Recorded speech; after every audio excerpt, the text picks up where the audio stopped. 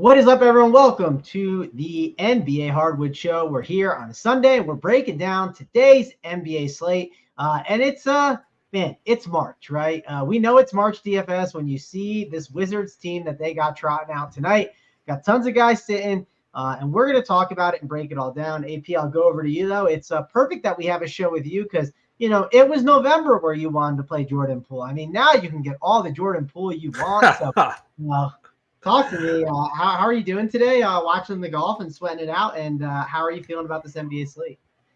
Yeah, feeling really good. I always like Sundays. Sundays, it's just, I don't know. You see a lot of randomness, and you can get creative. You can do kind of funky things on Sundays. I think we've had a lot of success here at Run Pure Sports on Sundays, especially like thinking back during the football season because not a lot of people play. But now the contest's obviously better. They had the three-game slate earlier, which was a ton of fun.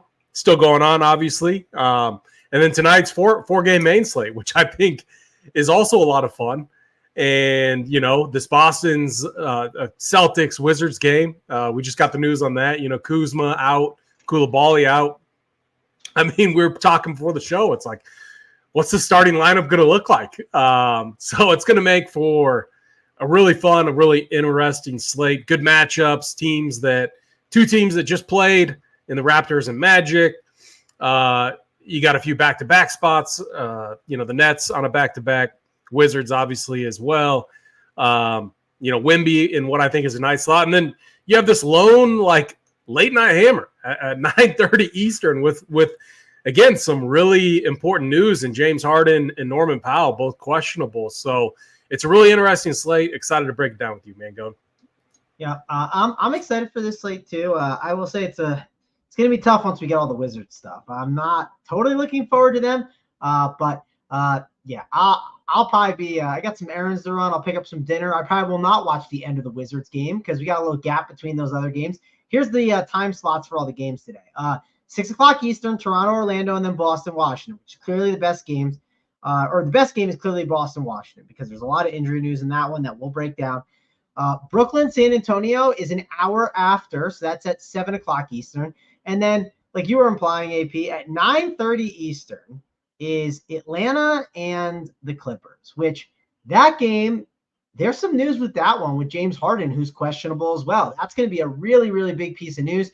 Also, Norman Powell, he's questionable. And that's something I don't think I'm going to necessarily plan for, but you're going to have to make adjustments if these guys are out. And it could also turn the other way where maybe you plan for it and it doesn't work out in your favor, especially with a really good game early on with Boston and Washington. So we're going to dive in and break it all down for you guys. If you could too, please hit that like for us. We would appreciate it a ton.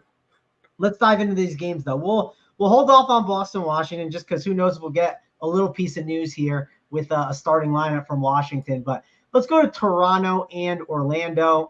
First game up, and I don't think it's a game to completely ignore, AP. I think it's one we have to have some type of interest in. The question is, how many are of these guys, right? Because I don't think we want to overload on this game too much. You got Banchero at the top, but you can make an argument that forward is super deep at the top today. And do you want to play someone like Banchero today? I just don't think I really want to when I can play these other options. You got Franz Wagner at 7.4K. I don't mind him as a forward spend that you could consider a little bit. And then Jalen Suggs, I think on FanDuel specifically, he's a little more interesting. Not as interesting on DraftKings, but I think it's a favorable price at 5.4K. And then when you look at the Toronto side of the ball, I don't see a lot to like. I think you can make a case for a Jonte Porter at 4.2K. He's a pretty good fantasy producer, plays a pretty good amount of minutes, but overall, I think Toronto is a team I'm probably going to be more under on for this slate. And then I only have a little bit of interest in Orlando, and it's mainly in Franz Wagner, Wendell Carter Jr., and maybe a Jalen Suggs on FanDuel. But how about you? Because this is not a game that I think we're going to be loading up on. Yeah, so this is the game that these two teams just played 2 days ago, and it was a slate. Like Zion was on the slate. I actually made a pivot to Paulo just because the matchup, this matchup against Toronto is just so elite. They don't play a lot of defense. They play with decent pace. And then I also had a few lineups with Franz Wagner on that slate 2 days ago. Both were criminally Paulo was 2%. Franz was like 5%. I think maybe, on a 4-game slate, they obviously probably get a little bit more ownership. My problem whenever we have Orlando on the slate is they're a team that, man, they run a wide rotation, a traditional like 10-man where they have that traditional second unit come in. They do have a piece in Johnny Isaac who's out, but still, it doesn't even matter. Like, even if Isaac's out, they find like a Caleb Houston or, a Chuma or Goga they can rotate into the mix. So they always find a way to run out this wide rotation that's just not friendly for DFS. I will say that the two guys that I'm always somewhat, considering is Franz and Paulo, because they are the two with the most minutes upside. But again, I think they're going to be higher owned. So I've been working on trying to find different paths. Like if we project that Paulo's going to get some ownership, I mean, he's fine if I land on him. But if I under project him, and let's just say a guy that I'm going to be very high on, I already know I am, but Wemby, obviously in the 7 Eastern slate and a good matchup against the Nets, like, can you play a Paulo and Wemby lineup together? I think if you do, you're not playing Jason Tatum, who's going to be in a really nice spot. So I don't know. I'm really torn. I'm not Xing out anyone from the Magic side. They're a team I like to under project. And if a piece like Jalen Suggs falls into my build, I'm fine with it. Even Wendell Carter Jr., like bigs against the Raptors have absolutely crushed. But this role, like his role on this Magic team, it's not like he's a dominant guy. Everything is running through Franz and Paulo. And so it's like it just limits everyone else's, floor and ceiling. So, and it presents quite a bit of risk despite the somewhat attractive price tags. On the Raptors side, I don't mind opposing point guards like Emmanuel Quickley against this Magic team. The problem is for the matchup, I do think Quickley a little bit overpriced. And so it's really tough to get there. I would rather have a better matchup for him. And just because I don't like attacking Orlando, they play at a slow pace. They play good defense. Gary Trent, Mangone, like he had an insane game. He was like 7 for 11 from range. And he had some ownership. I'm not going to him. I mean, if he scores 30 raw against the Magic again, then, if he beats me, he beats me. So at 5.9K, I can't get there. I find myself under and trying to avoid this game as much as possible. Now, will I have a couple pieces? I'm sure I will. It's a 4-game slate. But I definitely want to be under on this spot.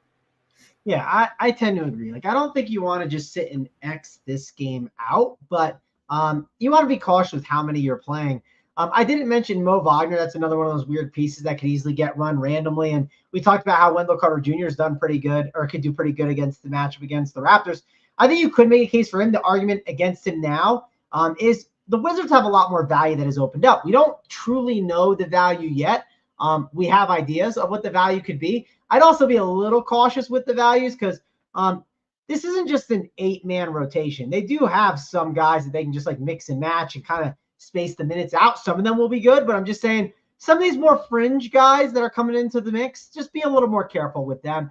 But yeah, I tend to agree. I think you and I are similar about the Wendell Carter Jr.'s and the Suggs. If they fall in the lineups, they fall in the lineups. Banchero, not dying to get to. If you get him, sure, but there's better studs, right? If I'm playing single entry stuff, I'm not playing Banchero. If I'm playing 3-max stuff, I'm not playing it. There's other studs that I'd rather spend on and get to. And I agree with a lot of takes you out on the Raptors. It's just a team I naturally want to be lower on. I think if I play any Raptors, it's more those values too. It's more getting exposure to those guys rather than the studs, because Orlando's not a great matchup for some of these Raptors. And I could see Orlando blow this team out easily. And you could see them not get the value, like Quickley and Olynyk and even Gary Trent at 5'9". It's just a little bit pricier than I would like. So let's move this thing along to the next game. Our very own Jeffrey Epstein in the chat. He says, Koulibaly and Kuzma out. That is the big piece of news that came out in the last 30 minutes. Bruce, we appreciate you jumping in too. Thanks, Mr. Epstein. And that is the news we're going to discuss. And that news is very important because now we know the starting lineup is probably going to be 3 guys for certain. It's Jordan Poole, I think, at the point guard. Then you got Corey Kispert at probably the 3. Could play the 2, but probably the 3. And then Richaun Holmes at the 5.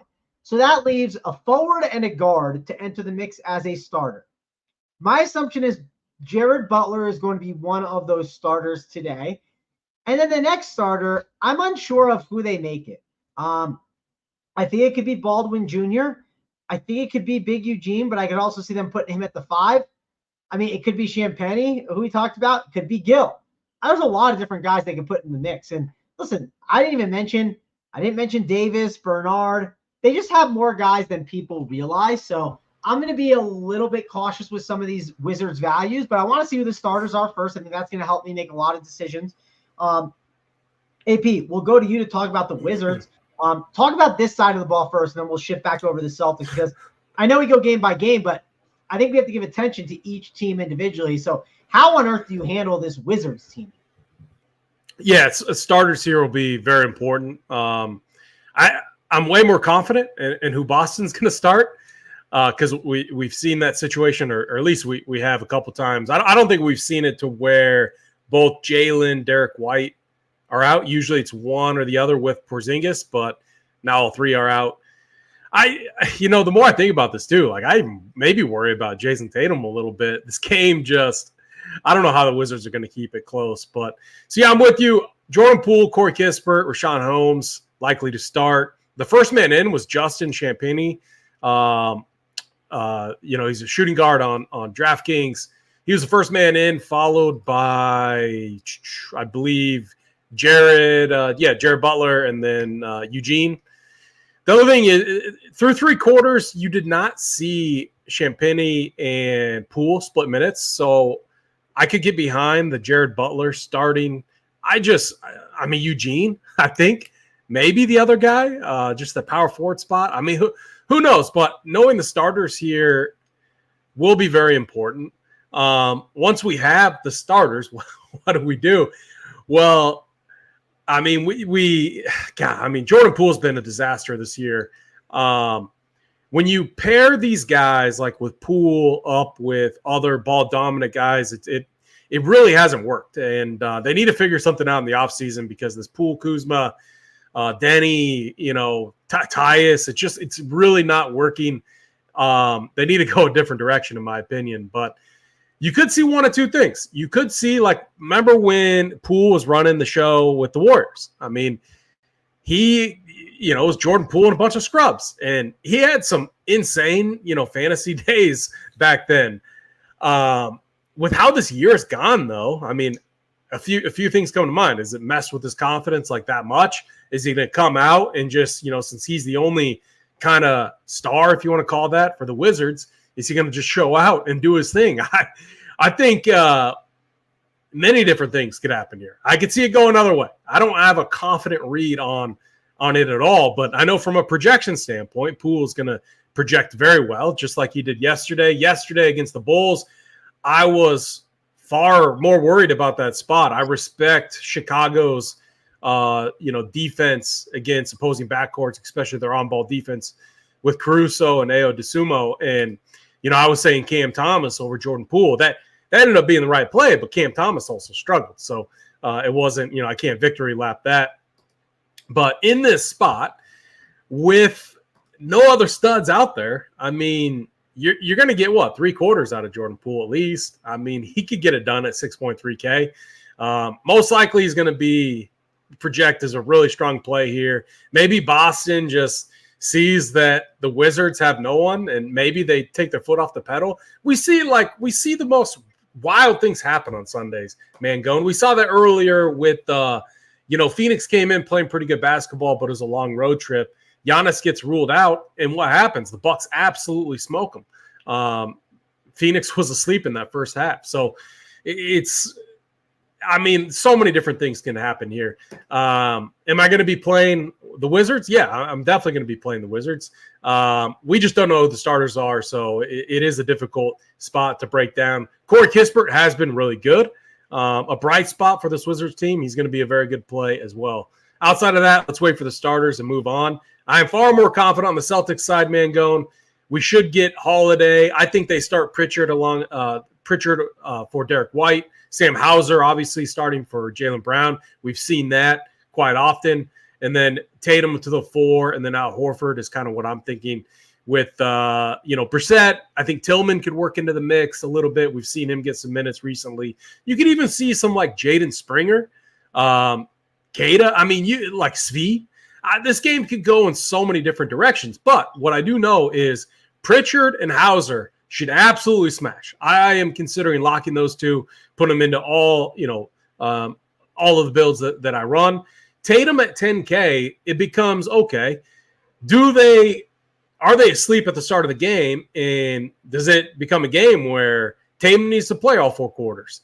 If so, then yeah, he's going to pay off his 10K price tag.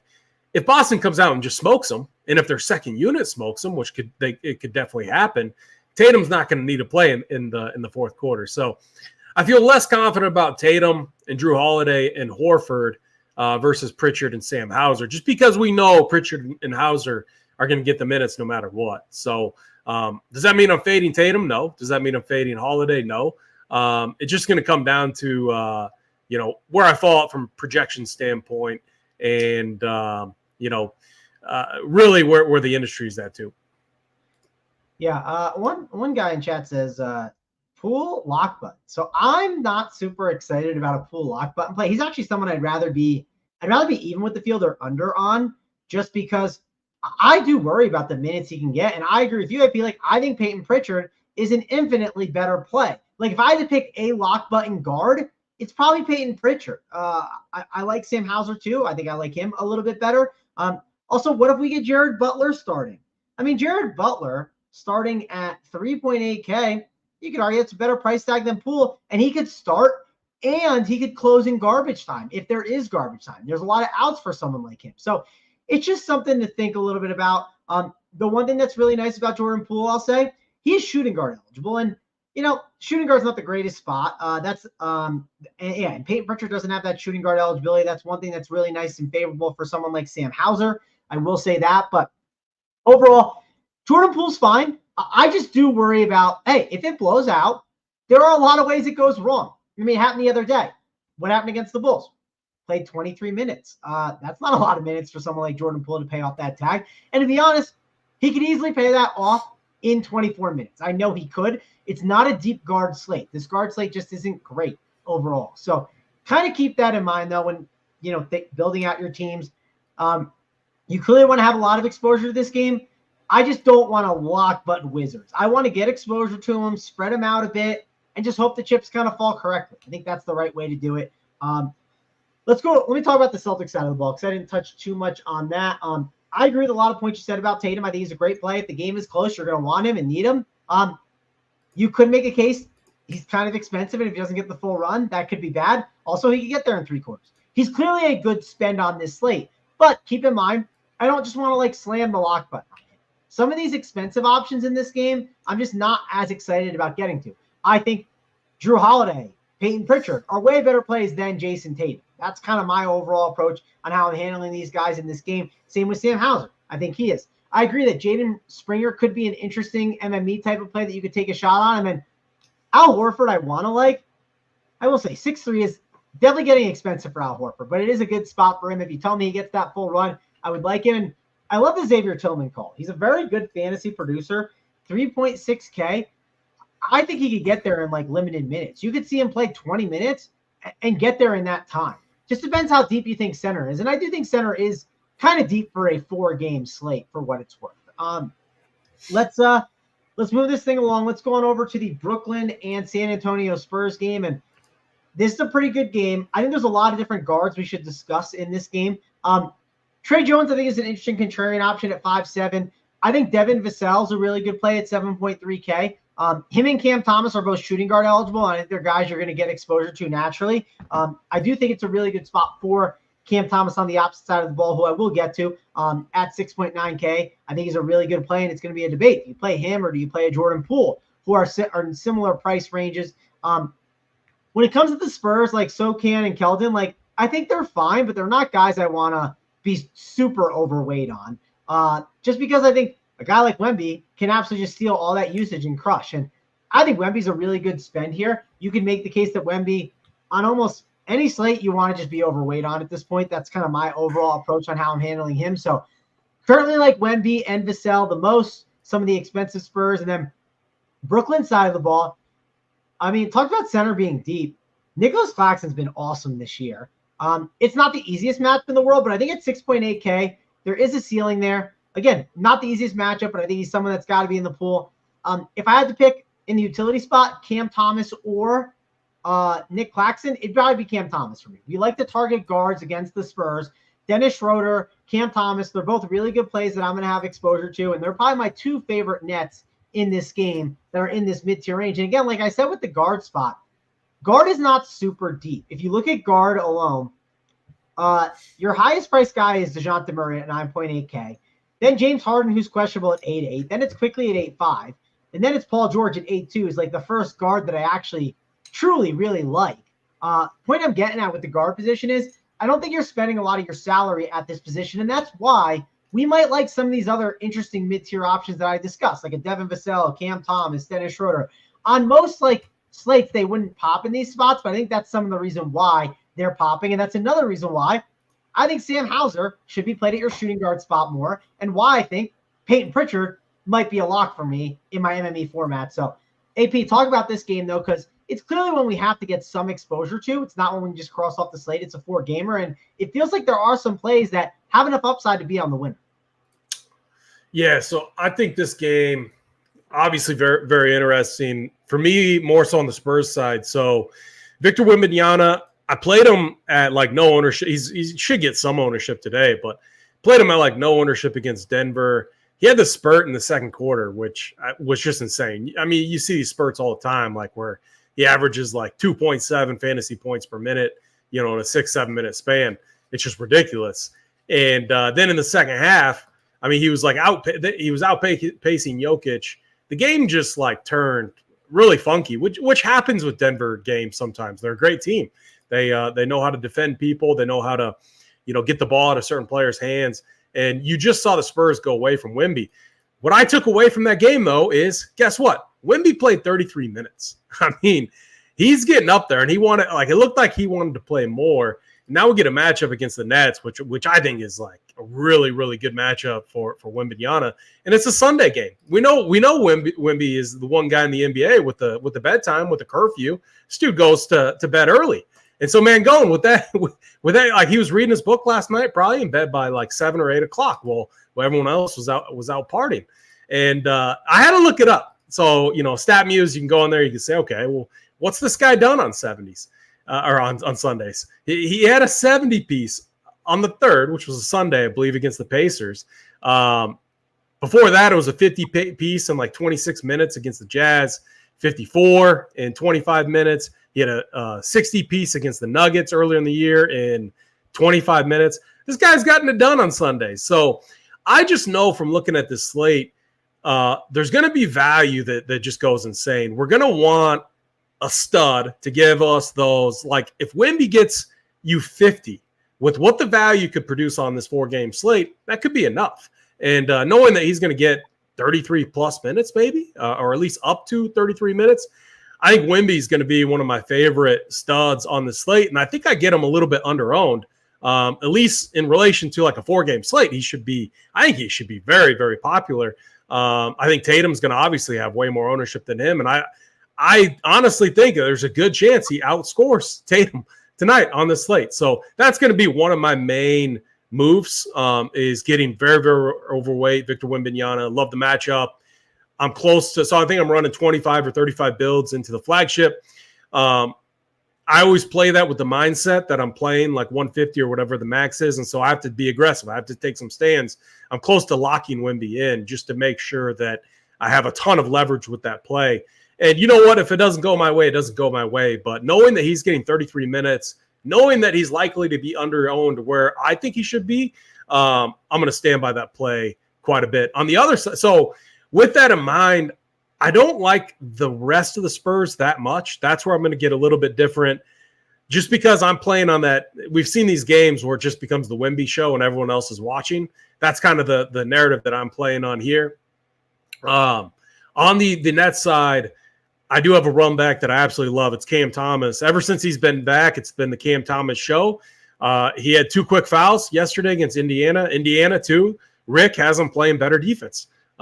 which, yeah, I mean, they were a pace team, a team that didn't play a lot of defense, and now they're playing a little bit better defense. But he got into two quick fouls, struggled with his shot early. The usage was still insane. I mean, this is a guy right now that's basically leading this team, averaging like a 35% true offensive usage rate. I love this matchup against the Spurs. I think he gets us like 40-plus DK points. I think he could have like 30, 35 real points in this matchup. And so Cam Thomas is going to be one of the other plays that I'm very high on. And then Nick Claxton, like you said, he's been playing really well. That would force me to go double center with Claxton and Wemby, obviously.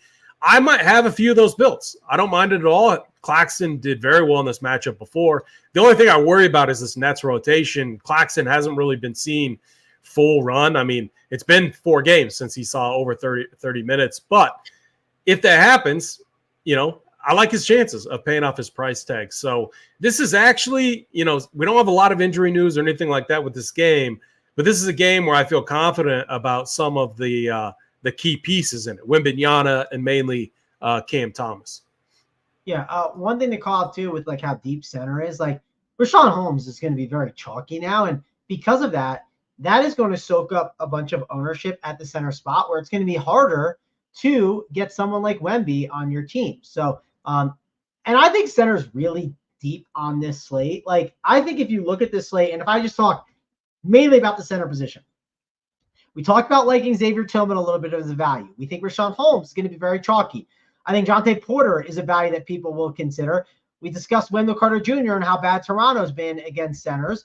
We just talked about Nick Claxton. We talked about Wembanyama. And the next game coming up, I think you have to talk about Zubac, because Atlanta's always bad against centers. And I think Capella's in the conversation as well. So, yes, I did mention Jonte Porter. Maybe you're on delay. I'm not sure. But the point I'm getting at is I think center's really, really deep today, especially for a 4-game slate. And I know some of those plays are way better than the other ones I mentioned, but it just goes to show that center is a spot where I think Wemby is going to go under own AP. And I'm with you. I'm going to get on some Wemby. I think that makes a lot of sense. I might lock him. Just with what you said there, not to cut you off, Mangone, but he has to be. And I'm telling you, we've done in our OG people at Rum Beer Sports, they know, especially the people that play on Sundays during NFL, weird things happen on Sundays. And this spot for Wemby, with ownership spreading out at the center spot, I love taking stands and getting aggressive. And I see that fully in Wemby on this slate. Yeah, I agree. The only reason I might not lock Wemby is just I think it's such a deep spot that yeah, I'm with you. But I want to be overweight. And I'm going to try to get even more overweight, right, than normal. So that's why I'm going to bump his projection. I typically don't bump it too ridiculously, but I think I am going to bump it pretty high today. And then let me check FanDuel. Yeah. The other thing too is on this slate, I'm looking at the other studs. It's Jason Tatum, Paulo, 9K. Then you got Paul George and Kawhi Leonard, who again, I think they're in play, and we're going to get to that game, obviously. Because if Harden gets ruled out, then obviously they get the bumps. And then it's DeJounte Murray is the other one. So I just think from, when you look at it, you always talk about positions matter. If Wemby does have that nut game, I mean, man, you're just absolutely mint at that position. So that's kind of my stance there. Yeah, if you told me, who are the I guess the question would be, who are, kind of the, lock values right now that I think people would be loading up on? I think it would be Pritchard at the point guard, Hauser at shooting guard specifically, just because I think shooting guard's not, super great. Maybe he'd slide in small forward. But I think that would be it. And then I think it's either Kisper or Holmes, right? I think those are the guys. Now, Holmes is 4'6", but those are kind of the guys that people are getting to, and you're going to have money to spend. And then where does it naturally lead you to? Naturally lead you to Jason Tatum. Jason Tatum's ownership is going to be through the roof. Not saying it shouldn't, not saying he shouldn't, not saying he's not a good play, but he is going to be the first guy in line that people plug in at their stud option, just because, hey, he's a really good spend up option. He's small forward and power forward eligible as well. And sure, Kawhi would pop more if you knew Harden was out, but we don't have that news, right? Tatum's just going to pop more at that point. So Someone asked, would you lock Tatum in a single entry team? I wouldn't lock him. I don't think he's a stone lock, but I think he's a really good play. I think the locks are kind of the guys I talked about. I think Peyton Pritchard is an absolute lock on single entry. That's definitely one guy that I would definitely lock into over a Jason Tatum. I think I'd even lock into Sam Hauser over him or a Drew Holiday instead. I just think there's other guys that are ahead of him just because of some of the constructions on this slate. So I'm going to say that DeJounte Murray and Victor Wembanyama both outscored Jason Tatum. And that's just because that's a play on how bad the Wizards are. And and I don't think he sees the fourth quarter. And there's Boston, like, dude, you're a Boston fan, right? Yeah. Or do I always just say, okay, like, no, I am. Dude, they're incredible. You think I'm a New York fan? They like, I mean, this team, like, I tweeted it or said it in Discord. I can't remember, but I think the Nuggets versus Celtics seems inevitable. I mean, maybe the Bucks kind of give them a run. We'll see. But these two teams, and I feel like the second unit in these scrubs, Pritchard, Hauser, are even playing better just because of how good this team is. Because you see that second unit kind of extend these blowouts, and that's how they just destroy these teams. But I digress. We probably should move on to the last game so that we can finish up our content over for the members. Yep, and we probably won't be here all the way to the 30 mark because, again, we have content to make sure it was dialed in for the members, as AP always likes to say. He likes to dial in the content. And, hey, we want to give out plays of the day, but, I mean, 220 watching with 36 likes, that's got to get better. As my guy JT Hayes likes to say, it's very hurtful. So let's get those likes up, and we can give out those plays of the day for you guys. Last game on the slate. And, man, we got a bit of time in between too, right? This is 2.5 hours before that last game. We're also going to basically know what happened in all the other games before we kind of have this lock. So Atlanta and the Clippers. And if Harden's out, listen, it's a great spot for some of these guys, especially Norm Powell. Norm Powell could miss too. Be great for Terrence Mann. It'd be great for Bones Highland at 5K, who people didn't want to get exposure to. I don't know what I'm going to do with Bones in MME formats, but a matchup against the Hawks is a good one. You also got Kawhi Leonard, who would be a good spend. Paul George, who would be a good spend. And if Harden is in, I think Paul George and Kawhi are still fine spends that you could play, especially in a matchup against the Hawks. So definitely fine with spending up on those options. Bones Highland's an interesting one that I might take a small stab at and raise his projection, but I don't want to get too much. I don't want to be like, wow, I got 20%, right, of this guy who is not even going to be owned, then I'm taking chances on. And also, we got late swap. We can obviously make that late swap decision too and move things around. On the Atlanta side of the ball, actually, I didn't talk about Zubac. Let me mention him. I think Zubac's a really good center option at 5'6" that you can get exposure to that has a really nice ceiling. So he is someone that I'll definitely consider. On the Atlanta side of the ball, they have Bogdanovich back, right? They're still missing a Kongwu and Sadiq Bey. Bogdanovich is not a guy I really want to get exposure to. I think Jalen Johnson isn't the worst play, but not someone I'm jamming onto my teams. I'll let you talk a little bit more about DeJounte Murray. Seems like you like him a little bit. So I think I like the Clippers side more than I like the Atlanta side, but break this thing down for me, AP. I mean, DeJounte Murray's role right now is ridiculous. And, you know, a couple things with this. Yeah, his recent matchups, and I highlighted this in the heat map kind of. I have a lock time breakdown, just quick little kind of what's going on my head. And initially it's like, let's not like get overexcited about this. The matchups against the Jazz, Blazers, and Grizzlies, where he absolutely nuked. I mean, those are easy matchups. However, it's just his role is ridiculous right now. I mean, you're talking 27, 29, 20, 25, 21 field goal attempts, over his last 5 games, plus just what he's doing offensively, distributing. His opportunity for assists has been absolutely insane. Like, I don't even think he's kind of realized that full potential there. So DeJounte Murray feels like another, like how I kind of see the slate unfolding is this Wizards game and Celtics game. It might be the end of me on today, but you know what? That's fine with how I play. I'm fine taking shots on that. I think the more likely scenario is the Wizards get crushed like they always get crushed. They suck. They absolutely suck. And it's going to be the scrubs, Pritchard, Hauser, and we've seen Pritchard play a ton of like blowout run too. I know they have another guard that they could go to, but like this dude could nuke, Hauser could nuke. And like if Tatum's on the bench and he's 50% owned on the slate in the fourth and he puts up 45, and then you get to this late night game and it's like DeJounte Murray's balling out against Paul George and Kawhi Leonard. One, you're going to be instantly different. And then two, you're going to be in an absolute fabulous spot if you played on that narrative that the Wizards Celtics game kind of ends up being goofy in a blowout. So the more I talk through this with you, Mangone, the more I like it. I actually just added DeJounte as a core play tag with Wemby over at the heat map. I just trust those two spots on this kind of what seems to be a crazy 4-game slate versus the other studs. And it allows you to make a really interesting build with some of these scrub pieces. And that's going to be the main theme for me. I also like Paul George and Kawhi Leonard here too in this game. I ran through a few scenarios. If Harden is in, obviously everyone else gets kind of a downgrade. Could Paul George and Kawhi Leonard individually get there with James Harden in this matchup, an easy matchup against the Hawks? Yes, they could. Do you need to take a risk on James Harden? I don't think you need to. There's plenty of other great plays at the guard position. Drew Holiday, Peyton Pritchard, DeJounte Murray, Cam Thomas, Jordan Poole.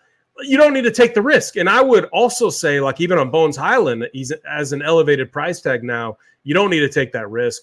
But what I do know is if both Harden and Norman Powell, who's their key rotational guy, comes off the bench and plays 25 to 29, minutes, depending on how he's playing. If both of those guys are out, I know it's going to be the Paul George and Kawhi Leonard show. So I think that's where you take the risk, is kind of that mid-tier play. I don't know if I'm going to be playing them together. I like them individually, especially since I'm, most likely getting over on DeJounte and Wemby. But if you just envision that build, DeJounte, Paul George, and Wemby, then you get the Pritchard, Sam Hauser, and maybe some scrubs from the Wizards, who knows who they start. I really like the makeup of that type of build. And so I'm going to have a lot of builds that look like that. You also made a really good point. I think this is a really sneaky Zubac spot. We know Zubac can play. Any restrictions are off of him. It becomes a matchup game. And so if you look at it, Capella, he played 32 minutes last game, and it doesn't matter. They're going to bring Bruno in anyway. I know Theis has been fine, but I think this is a great spot. Centers against the Hawks has been a thing all season long. I think it's a great spot for Zubac. His price is nice. He's not going to get a lot of ownership. And then on the Hawks side, it's DeJounte. Bogdan's fine. Jalen in tournaments. Maybe a smidge of Clint Capella. I do like the fact that he played 32 minutes, but Krejci, no. DeAndre Hunter, he's priced too high. Like, if he was playing 35 plus minutes, I would play him. But the thing that's easy about the Hawks is I can basically fade their entire bench, and I feel pretty good about it. So it becomes the DeJounte Murray show, and then I like the Paul George and Kawhi Leonard on the other side. I agree with that. Yeah, I love the Zubac thing. I just think it's just matchup, like you said. And you typically worry about him closing when they want to go to those small ball lineups. Well, you know who doesn't go to the small ball lineups? The Atlanta Hawks. They just don't. So I think it's a pretty good spot for him. I see someone in the chat asking why Kornet is not getting ownership. Well, Kornet is not a projected starter right now. I'm thinking there's a chance that he does start, but I don't think he wouldn't be my projected starters. Like, my projected starters are I'd say Horford at the 5, Tatum at the 4, Hauser at the 3, Drew Holiday at the 2, and then Peyton Pritchard at the 1. I think that's my ideal starting lineup today, AP. And then I think Xavier Tillman could easily get the backup minutes to Horford. So do you kind of agree with me, AP, where Luke Kornet doesn't seem like he's this guy that you want to really get exposure to? I think there's a route where it could work out, but I just don't think it's worth taking the risk. Yeah, Biggs against the Wizards obviously has been very attractive, but should be today. But man, the one area of depth that Boston has is their bigs: Kornet, Tillman, Keita, Horford, Brissett, all can play that big man role. So that's why I love Peyton Pritchard and Sam Hauser so much. Like, even if the game gets out of hand, yeah, maybe they go to Jaden Springer and they let him handle the rock a little bit, but Pritchard, Hauser seem like absolute stone cold locks. They fit the script that I want to run with. And then it becomes who do we mix and match with from the Wizards side? That's like this slate for me as far as value goes, and then the studs that I talked about. Yeah, Jared Butler. I think it's, if you told me to name obviously we're gonna Poole, Kispert, and Holmes are clear starters. If you told me who are the value plays that are going to mix and match throughout their lineups, for me, it's Jared Butler, it's Justin Champagnie, or whatever you say his name, and then it's Patrick Baldwin, and Eugene. Like, those are the 4 bench guys that could become starters and guys that probably are like the 6th and 7th man. That's at least how I see it. So take that for what it's worth and, go from there. AP, I'll go over to you first. We obviously got to get out of here soon. I don't know what the likes are at, but hey, we'll give out the plays of the day. Sundays we always give them out, man. Going, it's what we do. I guess you run the show on Sundays, so I'm just the honored guest. But we got to give them out. I mean, I'll look anyways, but we're gonna give them out no matter what. But 58. But you guys could do better. I'll just say that. But I think mine's kind of obvious, man. Go Victor Wembanyama. I already actually went to Sabre. I pressed the lock button. If you want to join me on the Wembanyama train today, I hope he just crushes and breaks the slate, and then we're all just having a wonderful Sunday drinking that green beer. So Victor Wembanyama, my play of the day. All right, and here are the Wizards players we have, and then I'll give out my play of the day. So it's Butler, Poole, Kispert, Champagny, Holmes, Big Eugene, Patrick Baldwin, Johnny Davis, Anthony Gill, and Jules Bernard. So there are 10 guys, okay? It's not an 8-guy situation. I just want to call that out. So there are routes where minutes get cut more than you think on some of these players. But obviously good plays. We're going to want to play some of the Wizards today.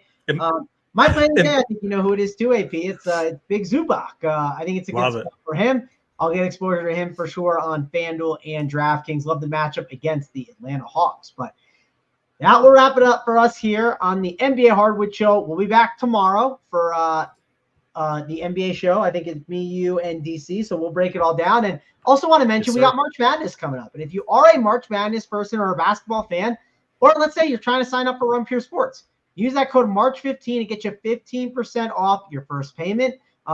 And it's obviously a great time to sign up. It's going to be a lot of fun, sweating out the games. I can't wait for that. I've had some success in college basketball this year using our stuff, so excited to keep using our stuff and see how I do. Love it. Oh, Jacob Stubbs, appreciate that. I agree, Jacob. Yes, 15 ticks and hit play. How do you not have a YouTube account by now, right? You sign into your YouTube account, and if you're not signed in, make sure to hit remember me so you're always signed into your YouTube account. There we go. It makes life easy. When I want to find something on YouTube, it's already at the top of my page typically, so that's always very easy. But we got to get on out of here. Thanks a lot for joining us on the NBA Hardwood Show. For me, Mangone, and AP. See you guys later.